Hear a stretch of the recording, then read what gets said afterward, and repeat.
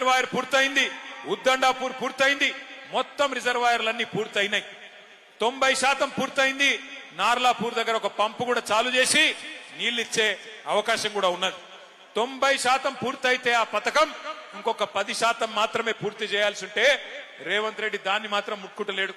ఎందుకంటే పాలమూరు రంగారెడ్డి ఎత్తిపోతల పథకం అది పూర్తి చేస్తే కేసీఆర్ కు పేరు వస్తుంది. అందుకే ఏం చేసిండరికైనా ఆ పాలమూరు పథకానికి వాళ్ళ మామ పేరు పెట్టుకున్నాడు, జైపాల్ రెడ్డి గారు పేరు పెట్టినాడు. మరి జైపాల్ రెడ్డి గారు ఏం చేసిండ్రో, ఆయన పథకంకి ఏమో ఆయనకి ఏం సంబంధమో నాకైతే తెలియదు. నేను మిమ్మల్ని అందరినీ కోరుతా ఉన్నా, పాలమూరు ఎత్తిపోతల పథకం గాని అచ్చంపేట ఎత్తిపోతల పథకం గాని ఈ రెండింటినీ పండబెట్టిండు, ఈ రెండింటినీ పక్కన పెట్టిండు. ఆల్మట్టి అక్కడ కడుతుంటే కృష్ణలో ఒక్క చుక్క నీరు రాకుండా పక్కన కర్ణాటక కాంగ్రెస్ ప్రభుత్వం కుట్ర చేస్తుంటే నోరు మూసుకొని ఉన్నాడు. ఎక్కడ రాహుల్ గాంధీ తీసి పారేస్తాడేమో అని భయపడతా ఉన్నాడు. కానీ తెల్లారు లేస్తే ఒకటే పని రేవంత్ రెడ్డి గారికి, కేసీఆర్ గారి జపం మాత్రం చేస్తున్నాడు. రోజు తెల్లారు లేస్తే కేసీఆర్ తిట్టుడు, కేసీఆర్ ను రోజు మన్నువోసుడు, కేసీఆర్ గారి మీద రోజు తిట్లు శాపనార్థాలు తప్ప ఇంకొక మంచి మాట మాత్రం ఆయన నోట్లోంచి రాదు. ఒకసారి ఆలోచించండి, మనం కూడా చాలా మంది ముఖ్యమంత్రులను చూసినాం. ఎన్టీ రామారావు గారిని చూసినాం, తర్వాత చంద్రబాబు నాయుడు గారిని చూసినాం, తర్వాత రాజశేఖర రెడ్డి గారిని చూసినాం, తర్వాత రోషయ్య గారిని చూసినాం, కిరణ్ కుమార్ రెడ్డి గారిని చూసినాం, ఆ తర్వాత కేసీఆర్ గారిని చూసినాం, ఇప్పుడు రేవంత్ రెడ్డి గారిని చూస్తా ఉన్నాం.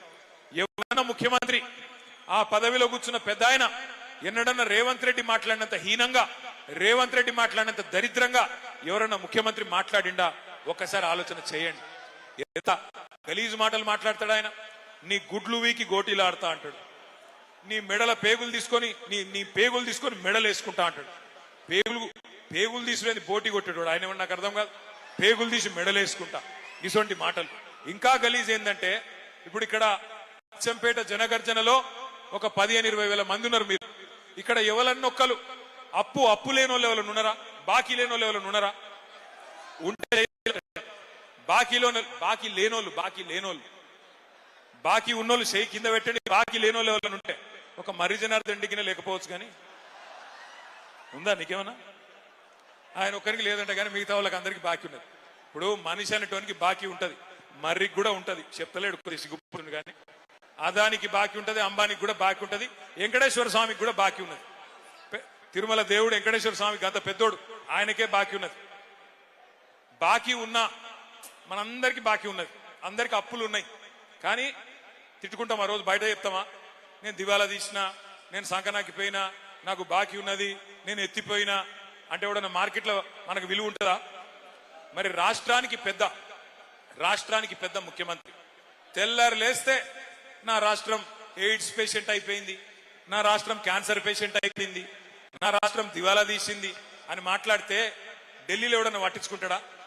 మళ్ళీ ఆయననే చెప్తాడు. ఏం చెప్తాడు? ఢిల్లీలో నన్ను ఎవడు అపాయింట్మెంట్ ఇస్తలేడు, అక్కడ పోతే నన్ను దొంగను చూసినట్టు చూస్తున్నారు. మరి అది నాకు తెలియక అడుగుతా, దొంగను దొంగ లెక్కనే చూస్తారు కదా, ఇంకెట్లా చూస్తారు? ఈయన దొంగ కాదా? ఓటుకు నోటు దొంగ కాదా?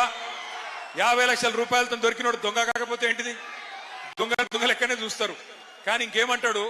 నేను పోతే నాకు అపాయింట్మెంట్ ఇస్తలేరు, ఇస్తే చెప్పులెత్తుకపోతాడేమో అని అపాయింట్మెంట్ ఇస్తలేరు అంటున్నాడు. ఇంతకంటే హీనమైన భాష ఉంటుందా?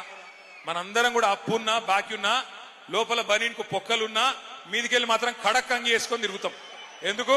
మళ్ళీ అప్పు ఉట్టాలనా లేదా, నడిపియాలనా లేదా సంసారం? అందుకే అట్లా కడక్కుండే ప్రయత్నం చేస్తాం. ఇప్పుడు ఒక మాట అడుగుతాం మిమ్మల్ని, ఇప్పుడు నేనున్నా, నాకు కూడా అప్పు ఉన్నది, అప్పు తీసుకున్నా అనుకో. ఈ మరిజన కాడ నేను ఒక 5 లక్షలు అప్పు తీసుకున్నా అనుకో. అరే నిజంగా తీసుకోలేదురా భయ్, ఆగురు, తీసుకున్నా అనుకో.